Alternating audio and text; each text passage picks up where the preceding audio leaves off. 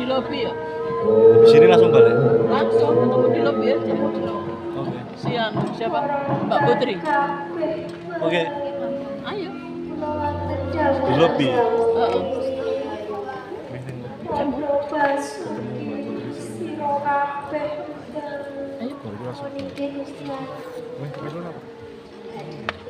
Lobi.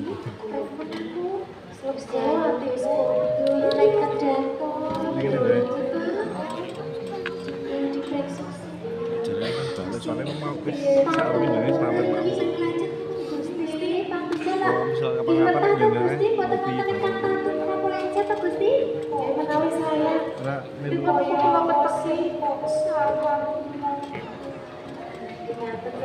kaya iki Gusti ning bisa balik nek iso tapi rada mburi lho. Iki meh ning kene. Sorry Pak.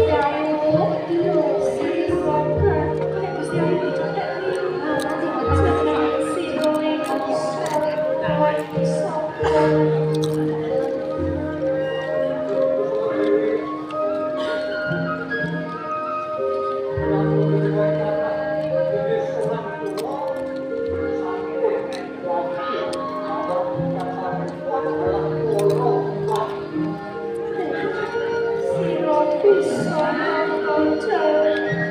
Aku jangan sampai pulau berharga winantiyo semua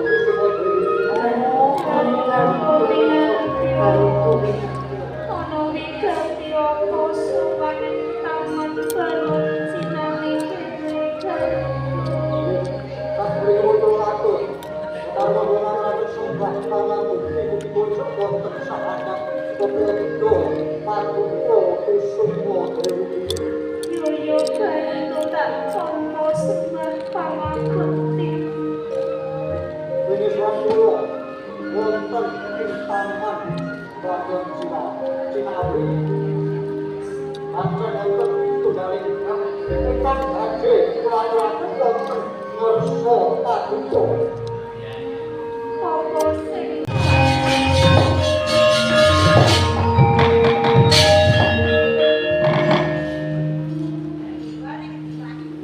yen tak waspadake iki bener cumane kencone.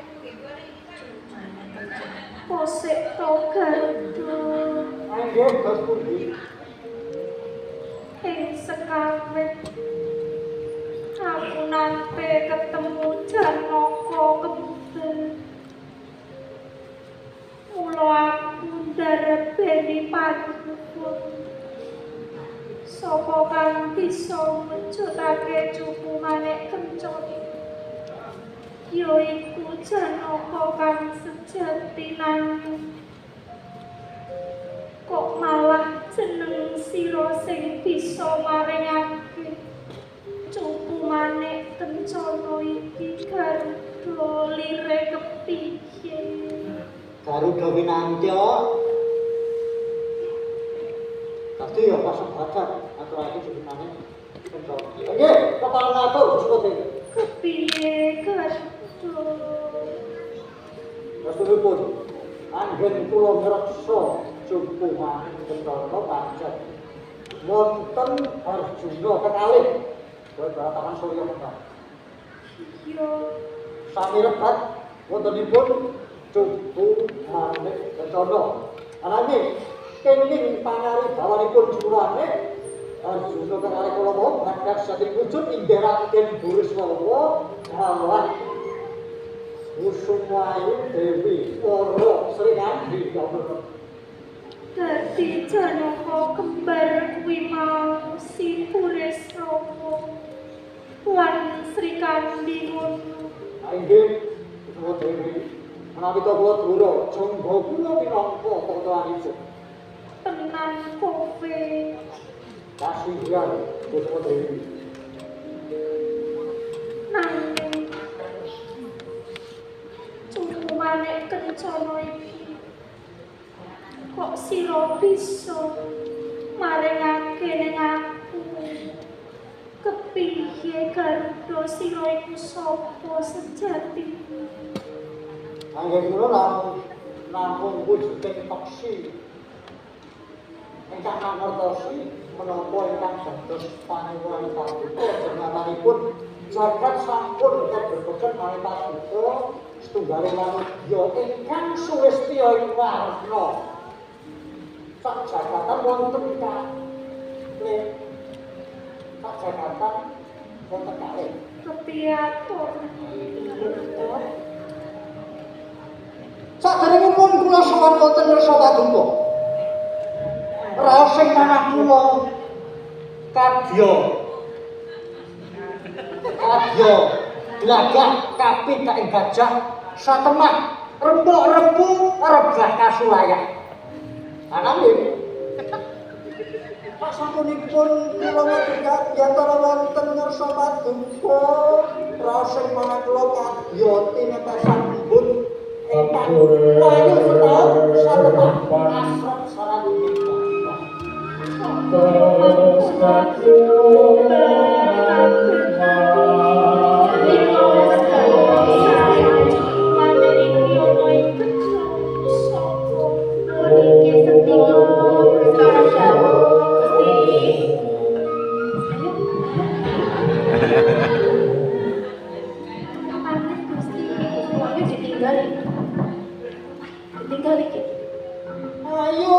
Ayo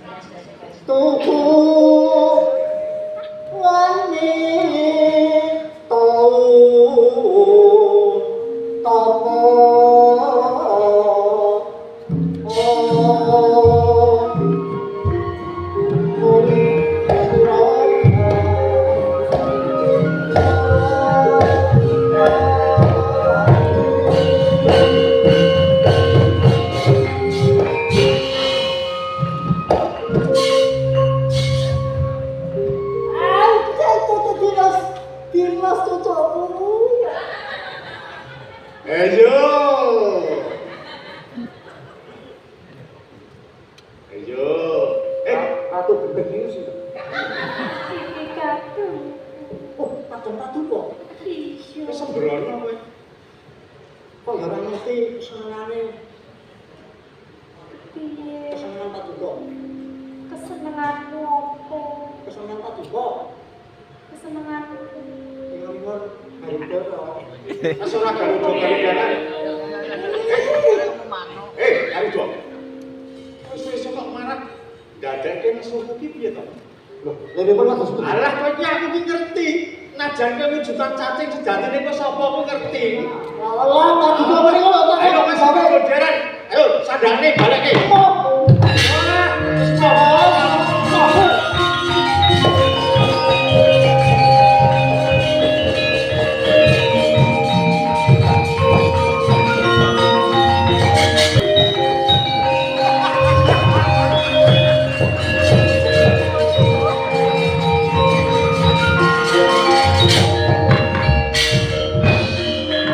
Janaka gendeng iki.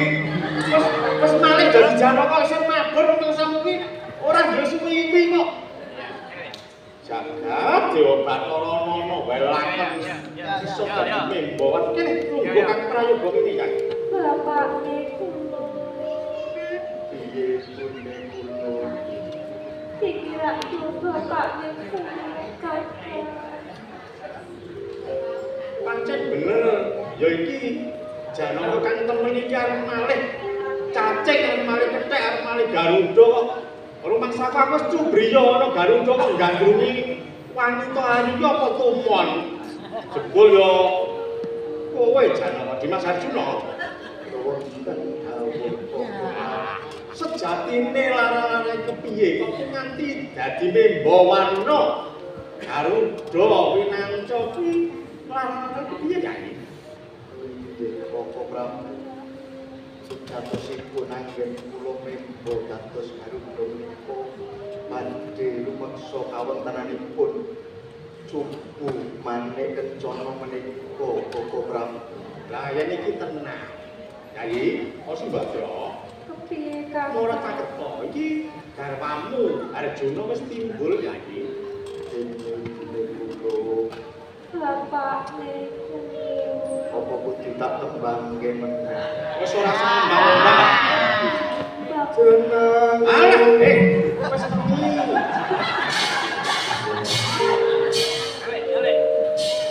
Bambang Bosrai.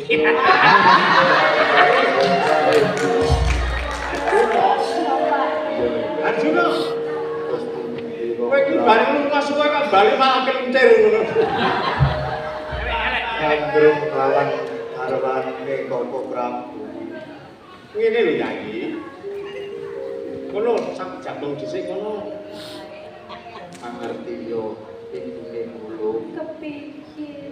Janjane ngono pun kakang iki membo Garuda iku ngono ora kok ateges nyiwakake jeneng sira.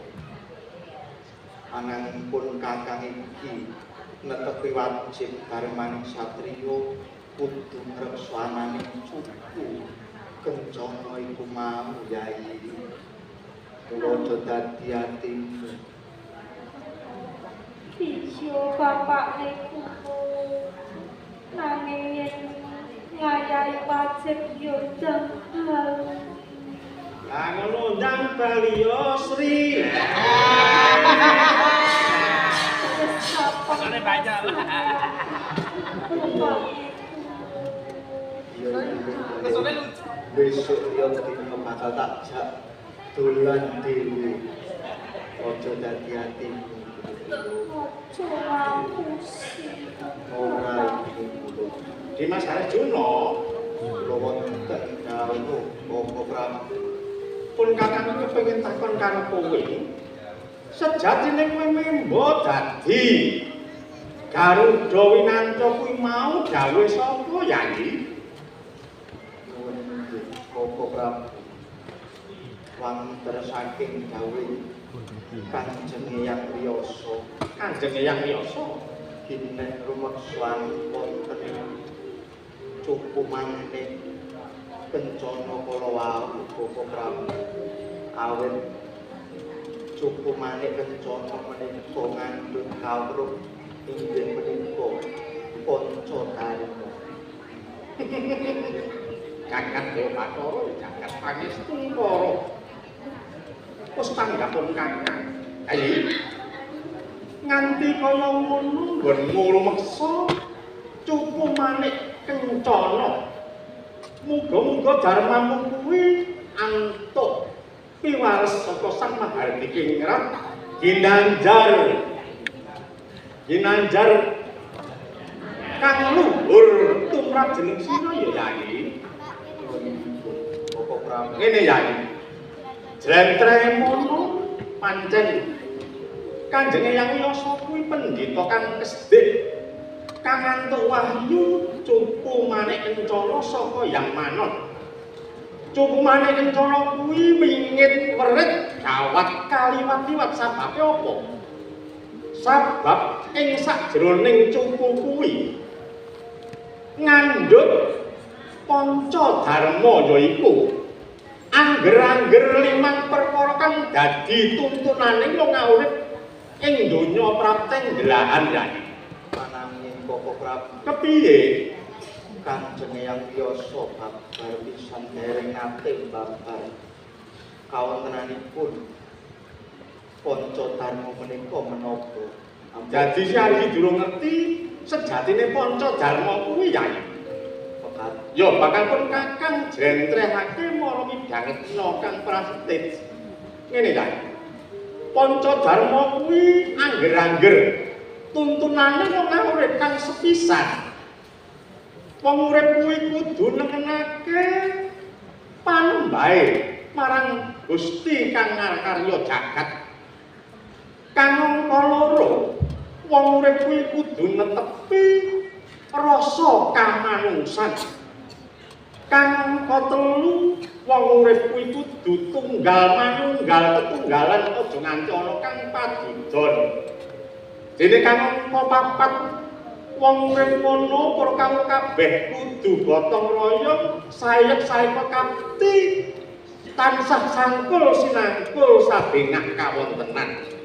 Wondene kang pungkasan yaiku kang angka 5, panca dharma kang angka 5, wong urip kudu netepi rasa adil.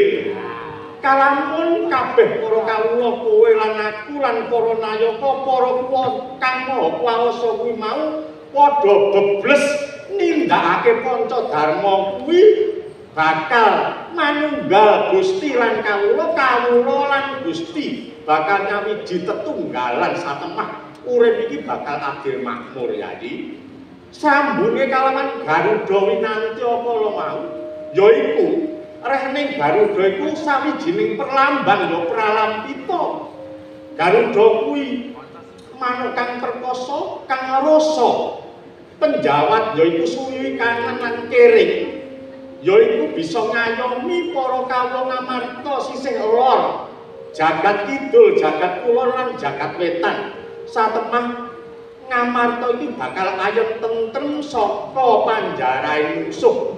Kula kang saka iku kabeh kawula nayaka lan panguwasa kang tetep bakal bebles kasalira kajiwa marang panca dharma lan kanthi lambang Garuda kuwi mau besok bakal gayuh jaman kencana Yai.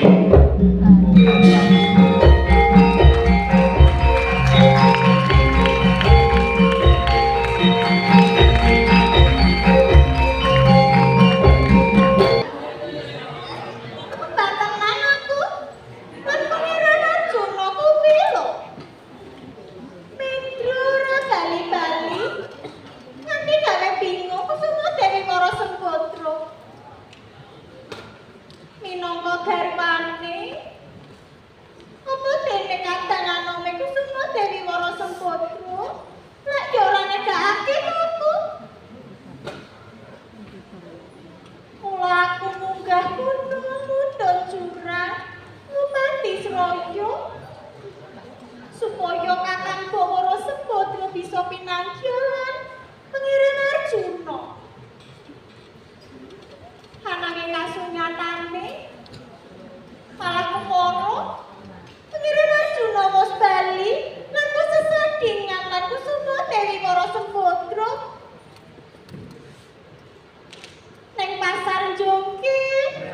Tuku gedang. Kubalikin. Pasang joki. Aku sing berjuang. Yo aku sing diciwake. Ananging yo ora dadi boyo kang opo. Ing sekali. Sringandi mono wis prasetyo. Apa bae kang dadi potrekote? Pangeran Janaka. Apa dene Kusuma Dewi Wara sebut Romono Sringandi kang bakal mbudi toyo. Kabeh mau supaya bisa bagya mulya anane sesandingan lan bisa bagya mulya kanggo keluarga Madukara lek yo kaya mangkono to. Kanjeng Paran Arjuna, kula ingkang suwun Kanjeng Paran.